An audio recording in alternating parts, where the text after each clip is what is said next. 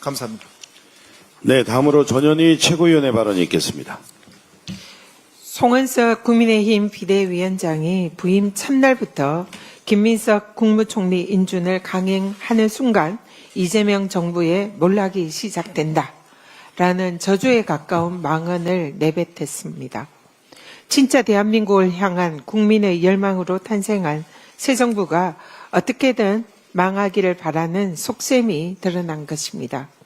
내란에 대한 반성 없이 국정 발목 잡기만 일삼는 국힘은 국민의 힘이 아니라 국민의 적 아닙니까?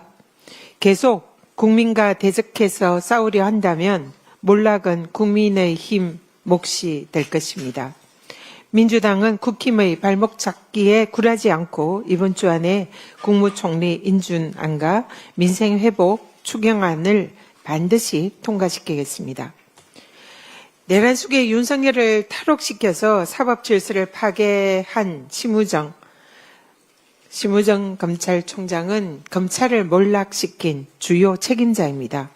비아폰으로 내란 세력과 내통하고 지기현 재판부의 윤석열 구속 취소 결정에 즉시 항고를 포기해서 탈옥시킨 심우정이 이제 자신의 탈주를 시도하고 있습니다.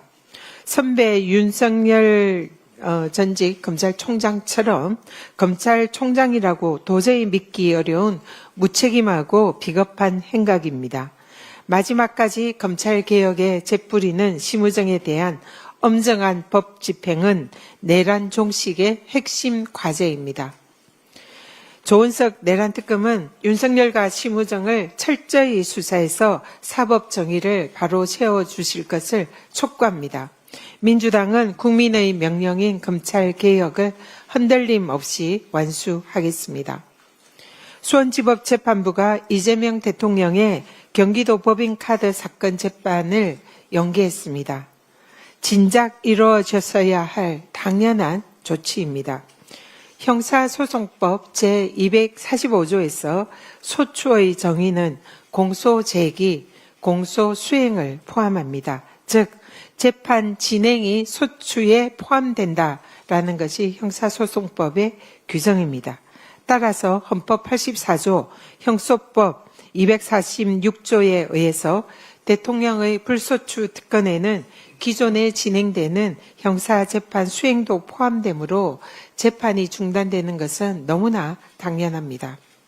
검찰의 정치보복 수사로 시작된 재판을 법원이 계속 진행시켜서 대통령의 안정적인 국정 운영을 가로막는 것은 주권자인 국민의 선택을 거스르는 것입니다.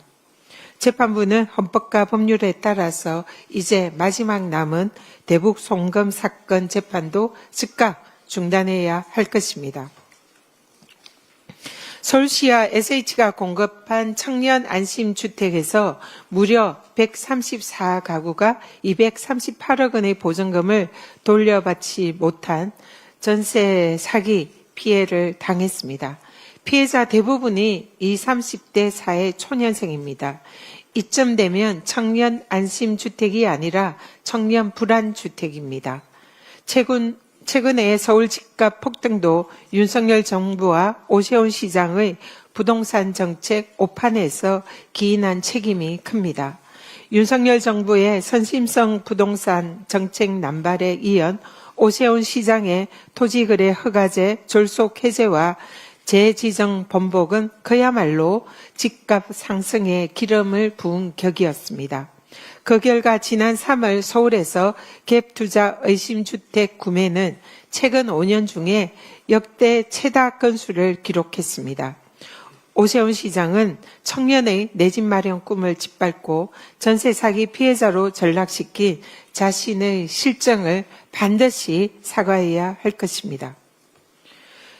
국민의힘이 이진숙 방통위원장 임기를 보장하라며 하필 제 권익위원장 사례를 들어서 비교하는 실로 터무니없는 주장을 하고 있어서 한 말씀 드리겠습니다. 한마디로 어불성설이고 매우 불쾌합니다. 전혀 다른 사례를 억지로 끼워 넣어서 정당화시키려는 그런 시도로 생각이 듭니다. 윤석열 정부 출범 당시를 기억해 봅니다. 이전 정권에서 임명된 저는 윤석열 정권과 국정 철학이 맞지 않아서 자진 사퇴하기로 결심을 했었습니다. 그래서 권익위 직원들과 주위에 사퇴 결심을 알렸고 실제로 권익위를 떠날 준비를 하고 있었습니다. 그런데 윤석열이 도어 스태핑 기자회견에서 공개적으로 저를 지목하면서 국무회의에 오지 말라고 했고 그 이후에 국무회의에서 일방적으로 제 자리와 명패를 빼버렸습니다. 대통령이 직접 권익위원장인 저에게 사퇴를 종용한 것입니다. 그리고 정권의 하수인인 감사원을 동원한 노골적인 표적 감사로 사퇴 압박 탄압이 이어졌습니다. 김원경 전 환경부 장관 블랙리스트 대법원 판례에 나와 있듯이 사퇴 압박 표적 감사는 징역 2년형에 해당하는 명백한 직권남용 범죄입니다. 대통령이 범죄 행위를 무서운 줄 모르고 법 무서운 줄 모르고 저질렀던 것입니다.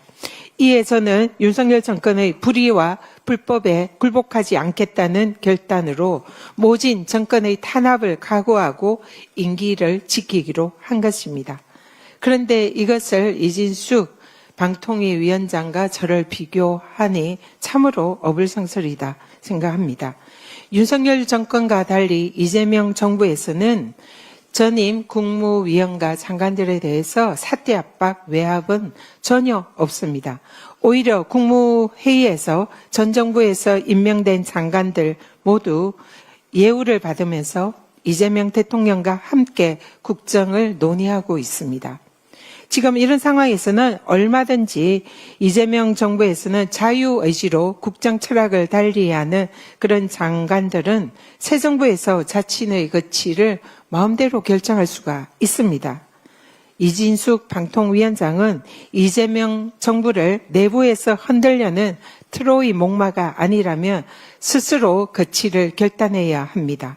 만약 끝까지 임기를 지키고 싶다면 적어도 송미령 농림부 장관처럼 새 정부의 국정 철학에 동의하고 전향적인 모습을 보여줘야 하지 않겠습니까?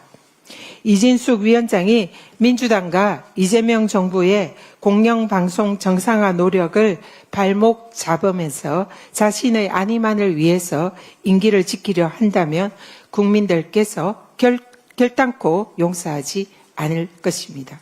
이상입니다. 네, 다음으로 한준호 최고위원의 발언이 있겠습니다. 네, 오늘은 두 가지 사안에 대해서